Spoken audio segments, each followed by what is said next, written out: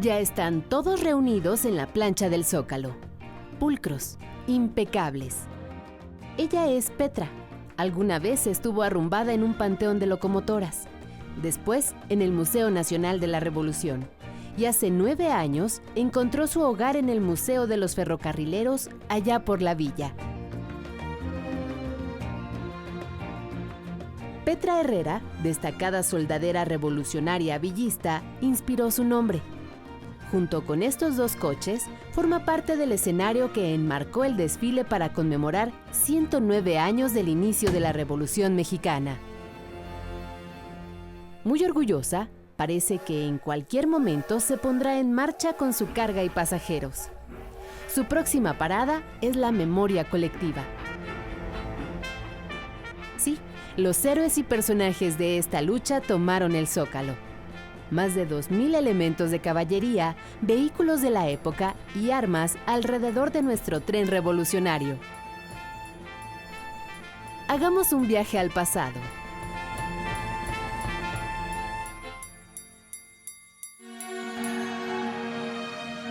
Petra, arre prieta. A paso lento pero seductor. A un ritmo de 60 kilómetros por hora podría haber atravesado el país de costa a costa, pues interoceánica quería ser. Operó en las zonas de Morelos y Puebla, así que seguramente vio a Zapata o a uno de sus capitanes, o tal vez conoció a Villa y se cayeron bien. Dicen que con unos ajustes podría volver a rodar sobre las vías, pero la distancia es tanta y mejor monumento histórico quiere ser. Estas siglas significan Ferrocarril Central Interoceánico y lleva el número 67 bien puesto, como la selección mexicana, por sus toneladas de carga. Fue comprada para México en 1910, pero construida en 1889. Hace unos días se reunió con estos 2 vagones que se exhibían en Puebla. Hoy, como enamorados y recordando viejos tiempos, lucen orgullosos en la plancha del Zócalo de la Ciudad de México para conmemorar un aniversario más del inicio de la Revolución Mexicana. Son las 18 horas. Llegamos al Museo de los Ferrocarrileros, antes estación ferroviaria de la Villa, al norte de la Ciudad de México.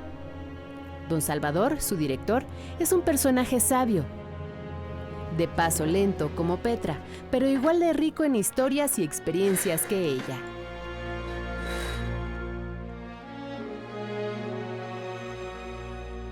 El ferrocarril fue fundamental en la revolución. Quien lo usó de maravilla fue Francisco Villa, porque la División del Norte tenía una brigada de caballería que se llaman los Dorados, y los caballos se manejaban por el tren. También la artillería que usaba Felipe Ángeles, el gran artillero, se maneja por tren. Por ejemplo, cuando tuve una batalla en Torreón, donde incautaron varios trenes que le sirvieron para trasladar a los Dorados y a la artillería a Zacatecas, para la toma de las Zacatecas, que fue una batalla fundamental para derrotar a Victoriano Huerta. 2 grúas muy altas de la marca mexicana Cargo Crane, expertos en el manejo de pesos pesados, levantan al aire esta locomotora para acomodarla milimétricamente en unas plataformas que recorrerán las calles de la Ciudad de México. Su estrategia es exacta, puntual y extremadamente planeada. Ingeniería de izaje se llama, en la que estudian y marcan perfectamente una ruta para evitar obstáculos, una vez que Petra salga de su destino. Ingeniería de carga es lo que vemos. Un mecánico jubilado supervisa y orienta a operadores e ingenieros de varias especialidades para no dañar esta reliquia histórica. Los puntos de apoyo nadie los conoce mejor que él.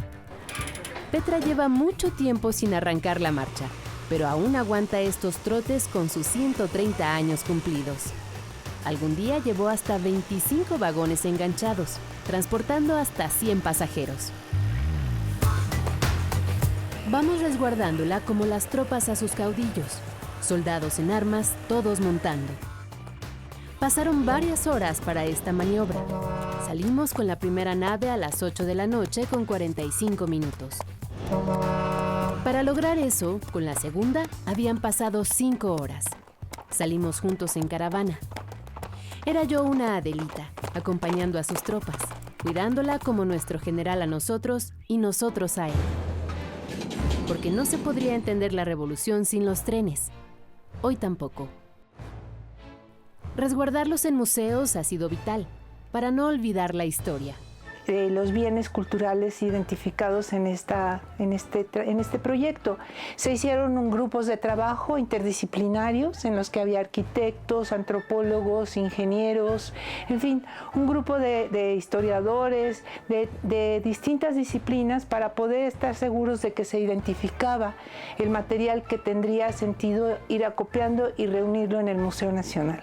Así se formaron o se fortalecieron muchísimo las colecciones del museo, de equipo rodante, es decir, de unidades como esta, como las locomotoras que ya han visto, o algunos otros equipos de trabajo, por ejemplo, grúas o otras cosas de trabajo en la vía, el grueso de los acervos del Centro de Documentación e Investigación que tenemos, y eso es lo que forma parte de todo nuestro trabajo. El ferrocarril unió territorios, pero también fue elemento estratégico para los grupos revolucionarios. Evidentemente lo utilizaron las fuerzas federales, pero también los distintos grupos en pugna. En el caso de los zapatistas también están registrados algunas voladuras de trenes, y entonces los propios trabajadores de ferrocarriles se incorporaban a la causa, y entonces teníamos ferrocarrileros villistas, ferrocarrileros zapatistas. Los bandos contrarios volaban las vías, estaciones, y hicieron muchos daños a la infraestructura ferroviaria.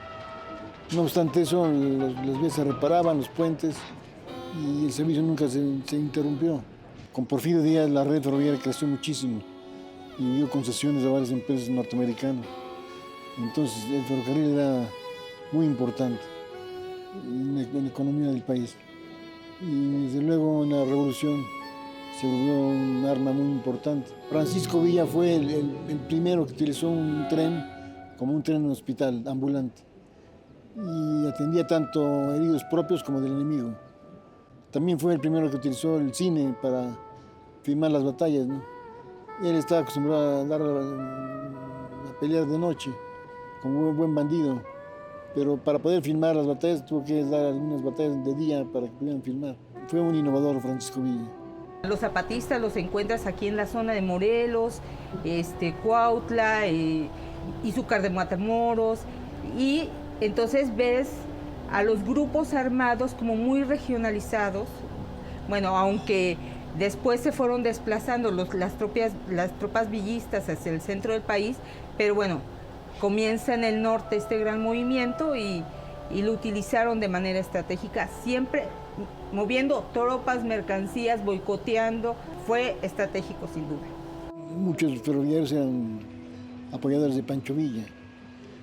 Rodolfo Fierro, su brazo derecho, era ferrocarrilero. Por eso Carranza tuvo que incautar los ferrocarriles y interesar a los ferroviarios para que sirvieran a su causa y no la de Pancho Villa. Los ferrocarriles desde antes, por ejemplo, los peones de vía tenían a sus familias cerca de ellos, y entonces las mujeres estaban integradas al sistema. Entonces, evidentemente, con la revolución, las propias mujeres se sumaron a la causa y recorrieron las vías de la misma manera que lo hacían cuando estaba pacificado el país. En la revolución, de acuerdo con el partido, de acuerdo con los dirigentes, muchos querían hacerse dueños del ferrocarril porque en el ferrocarril podían mover todos los implementos de guerra y hasta la caballería, todos los camiones y cosas muy pesadas, y ir rápido de una ciudad a otra, de acuerdo con cómo iba la guerra. A la posrevolución de 1910 al 1921, se encuentra México en una situación crítica, económicamente hablando y socialmente hablando. Había que rehacer este ferrocarril, había que darle vida nuevamente a esta columna vertebral como un punto neurálgico de la economía y de la vida social de México. Tomamos Calzada de los Misterios. Reforma se avistaba a lo lejos. La calle 5 de Mayo ya esperaba el convoy. Fue una larga noche para Petra, pero amaneció resplandeciente. 3 días antes, en la ciudad de Puebla, muy cerca del centro histórico, el Museo Nacional de los Ferrocarriles Mexicanos determinó que no dejaría sola a Petra en el Zócalo y decidió acompañarla con una parte de su colección: 2 coches o vagones, uno modelo Express NM 7858, vía angosta, y otro, un coche de pasajeros, segunda NM 966, también de vía angosta. El primero, convertible. Es un poco menor que Petra, pero son contemporáneos. En 1930 se le asignó la tarea de transportar pulque y leña de las haciendas. Perote, Amecameca, Zaragoza y Puebla fueron sus postales habituales. Escaló posiciones y llegó a ser hasta Correo Express. Igual que la locomotora, fue construido en Estados Unidos. Y aunque no lo parezca, pesa poco más de 13 toneladas. El segundo es un coche de pasajeros. Segunda, no de segunda. Se le decía así porque era más económico viajar en él. Se caracteriza por su cuerpo construido en madera. Este sí fue construido por Ferrocarriles Nacionales de México en los talleres de Nonualco en 1935. Mide y pesa un poquito más que su amigo de carga. Lo que estamos viendo son las maniobras. En primer lugar, en los preparativos de maniobras llegan los equipos que están responsables de ello. Son varias plataformas, 3 plataformas y 2 grúas. Todas estas con capacidad para poder hacer el movimiento. Se ha calculado que sean capaces y que tengan la seguridad, las piezas. Había que acortar la distancia. Por ello, salieron 2 días antes. Las maniobras aquí empezaron el sábado 16 de noviembre a las 7 de la mañana con un equipo de 25 operadores con amplia experiencia. Se decidió trasladarlos de noche para mayor seguridad y porque hay menos tránsito. Siguiendo un cronograma, se superaron las 12 horas que se tenían planeadas para llegar a nuestro destino.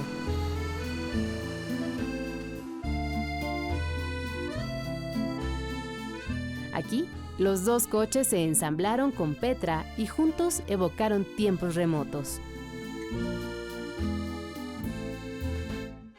Estaban asignadas a un maquinista, solo él las podía manejar.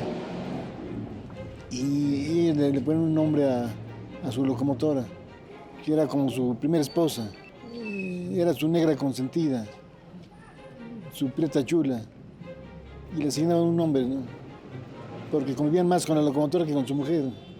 A la casa llegaban a dormir, a bañarse, a comer, y ya estaban llamados para salir a trabajar. Y por eso llegaban a tener una relación con la locomotora como si fuera una mujer, un ser humano. Tienen que tratarla con mucho cariño. En Puebla conocimos a 2 personajes que, entre nostálgicos y reflexivos, nos contaron sus días de ferrocarrileros. Don Narciso fue maquinista, operaba la locomotora y controlaba el acelerador y el freno. Soy jubilado de Ferrocarriles Nacionales de México. Entré a los ferrocarriles a los 16 años, en 1950, y salí jubilado con 43 años de servicio en 1993. Don Donato fue técnico en vías y estructuras, orgulloso de su tarea. Durante muchos años vigiló que no hubiera una manguera rota o fugas de aire en el sistema de frenos. Evitaba el calentamiento en los muñones de las ruedas. Todo para que el viaje fuera perfecto. Este departamento tenía consigo la misión de tener vías expeditas. Y lo que nos manejábamos nosotros con nuestros compañeros trenistas. Si no tienes una vía expedita, no corres, mi amigo. Tener en buenas condiciones y en mantenimiento las alcantarillas, los puentes metálicos, todo tipo de puentes, los edificios de ferrocarriles, entre ellos las estaciones. Debía yo ser hijo de ferrocarrilero, que era, para entrar al ferrocarril era uno de los requisitos. Por eso se llamó la familia ferrocarrilera, que mi padre fue fogonero de camino y mi abuelo fue maquinista de patio y mi bisabuelo trabajó de superintendente de vía, pero con los americanos, 100 años de ferrocarril. Los maquinistas mandaban a hacer un silbato con un sonido especial. Todos eran diferentes. Cuando llegaban a terminar, el maquinista quitaba su silbato y lo guardaba.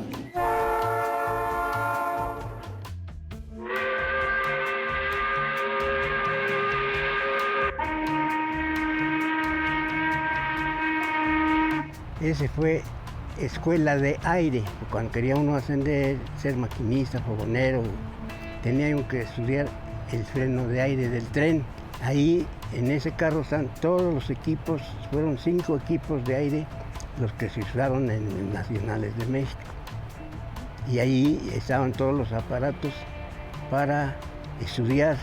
Tenía todo lo que hacía en un tren, se podía hacer en ese carro. Lo más principal de un tren eran los frenos. ¿Por qué? Por lo pesado que son los trenes. Entonces tenía uno que trabajar y enseñarse a usar los frenos de aire para frenar 5,000, 6,000, hasta 10,000 kilos. Muy significativo. Los ferrocarriles con sus 5 ramas eran constituidos algo así como una universidad de especialidades profesionales. Cuando fueron ya las máquinas diésel, pesan 200 y tantas toneladas cada unidad. Traemos siempre 2 unidades. Cada carro pesa más o menos como 450,000 kilos. Su cupo en carga son 90 toneladas. El ferrocarril hipnotiza a la gente, los cautiva, roba corazones. En una estación de ferrocarriles o en un tren se puede dar cualquier cosa. Un día, recién inauguramos el museo, vi a una pareja de hermanas que estaban cuchicheándose, con una mirada muy pícara. Me acerqué y les dije, ¿de qué están riendo? Me estoy platicando a mi hermana que aquí me dio mi primer beso, me dijo la señora. Entonces, cualquier cosa puede suceder en una estación. En ese billete viene retratado un tren. Y tuve la dicha que esa maquinita, ese tren yo lo venía manejando. Y tengo el gusto de que me veo porque se ve muy bien donde vengo manejando ese tren. Ya llegó el tren, ahí vamos. Vamos corriendo con la herramienta, cargando, trepamos. Me reporta el ayudante del maquinista que se está calentando el motor. Va a checar los ventiladores. Sí, entonces me salí, fuimos por el pasillo.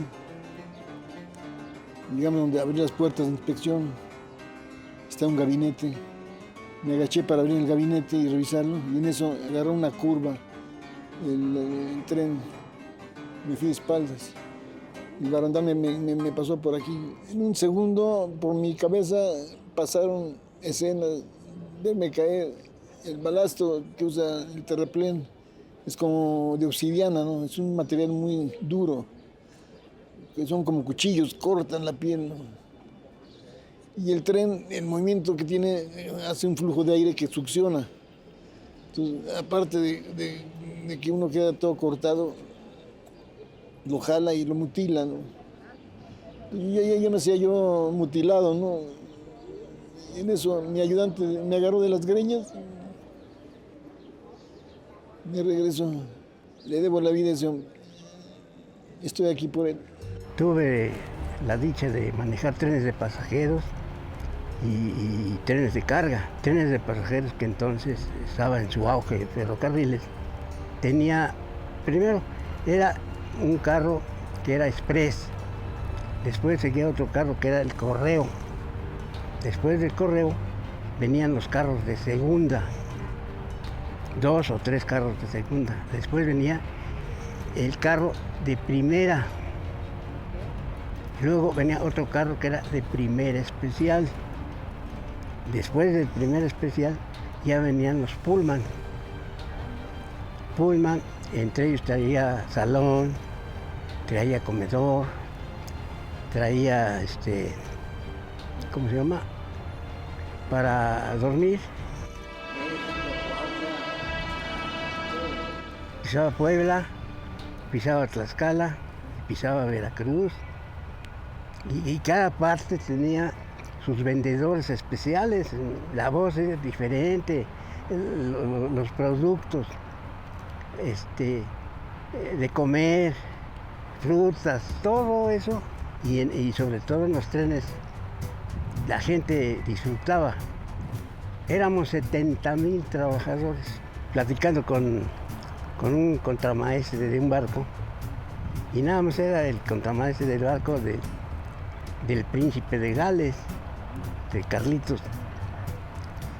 Platicando con él, dice, no, es que nosotros, los marinos, dice, tenemos un amor en cada puesto.